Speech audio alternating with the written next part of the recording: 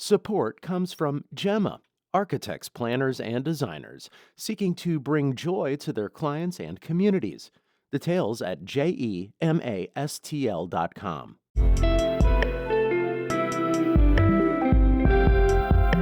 From the St. Louis Public Radio Newsroom, this is The Gateway. Today is Tuesday, August 19th. I'm Arla Kuziz. The International Institute of St. Louis saw a big hit to its budget due to federal spending cuts this spring. But canceling the annual Festival of Nations was never really an option. We understood that we had to move forward. Despite what challenges we were facing, we still had to do this. This was important for our community, and so we stepped forward to make it happen. A conversation on how the Institute decided to move forward with the two-day multicultural festival during uncertain times.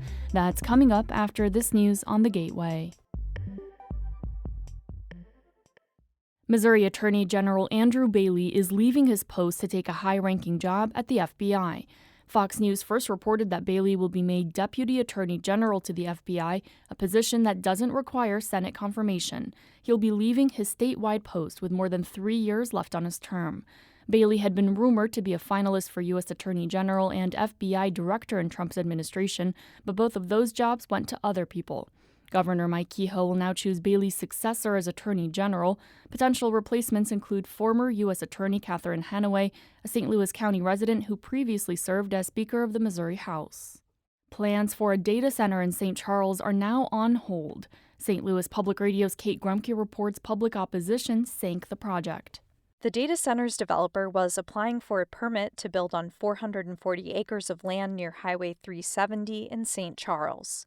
The project faced backlash from neighbors worried it would contaminate water and drive up energy costs.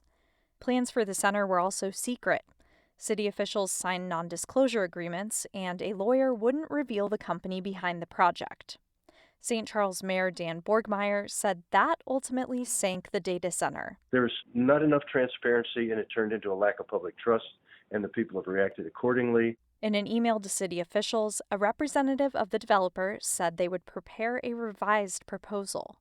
I'm Kate Grumke, St. Louis Public Radio.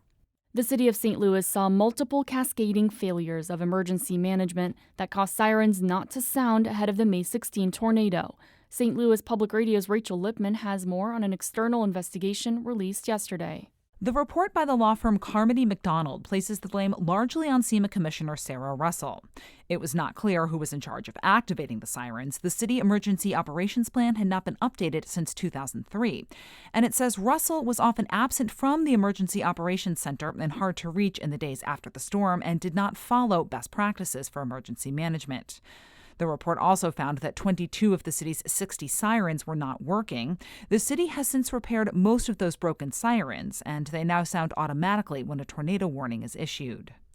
Russell was placed on leave May 20th. In the report, they defend the decision to remain at an off-site training rather than return to the office. I'm Rachel Lippman, St. Louis Public Radio. A familiar name is serving as the acting commissioner of the St. Louis Corrections Division during the search for a permanent replacement. Tammy Ross's tenure at the jail had been riddled with controversy. She's suing St. Louis Sheriff Alfred Montgomery for wrongful imprisonment, and she was demoted late last year for housing juveniles next to adults. Despite the allegations, outgoing jail commissioner Doug Burris says Ross is a solid leader. I can't go into detail because it was a personnel issue, but I can say that I think that some of the allegations that have been reported have been greatly exaggerated. Her situation was fully investigated, and she is in good standing. Burris finished a 7-month contract as interim commissioner on Friday. Today marks 10 years since 2 white St. Louis Metropolitan Police officers shot and killed a black teenager. As St. Louis Public Radio's Chad Davis reports, lawyers for Mansour Balbay's father say the legal battle isn't over. 18-year-old Mansour Balbay was shot and killed after 2 officers were conducting a search warrant. Officers argued Balbay pointed a gun at them, while his family and lawyers argued he had thrown a gun away and was then shot. Balbay's father filed a wrongful death motion, and in January, a federal jury ruled in his favor. The city has appealed the ruling. Javad Ghazali is a lawyer who represents Balbay's father. He says city attorneys are trying to attack Balbay's son's image. It's gross, it's disgusting, and they're not going to get away with it. And it's laughable when you put that against what the law is. A city spokesperson said they do not comment on pending litigation. I'm Chad Davis, St. Louis Public Radio. Hear more about Ball Bay's case on St. Louis on the Air.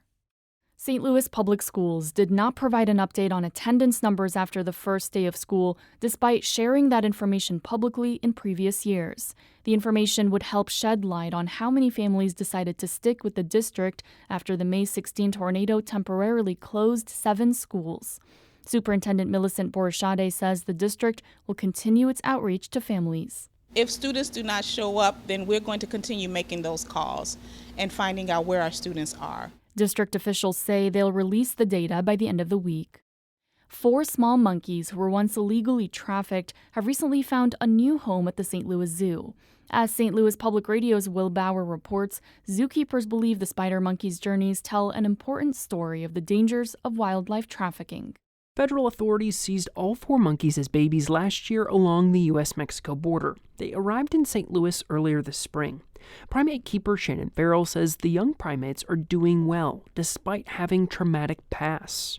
Farrell says wildlife trafficking is especially problematic for primates like spider monkeys because they are so social. It's a huge issue because not only are we removing these monkeys from the wild, but we're also killing their parents, and so whole generations are being lost. Zookeepers like Farrell want the 4 primates to stay together for their entire 50-year lifespan and hopefully remain in St. Louis. I'm Will Bauer, St. Louis Public Radio.